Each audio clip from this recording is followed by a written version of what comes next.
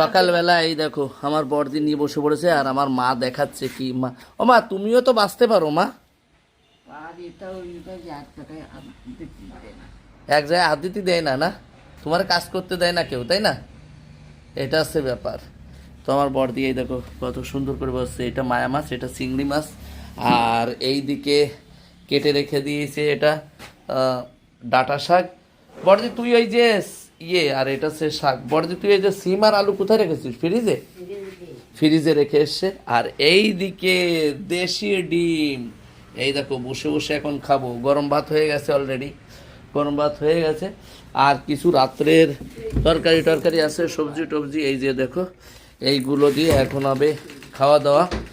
তো এখন খেয়ে দিয়ে তারপরে যাব একটা জায়গাতে, গিয়ে একটু ভিডিও বানাবো ভাবছি, কিন্তু যাওয়া হবে না।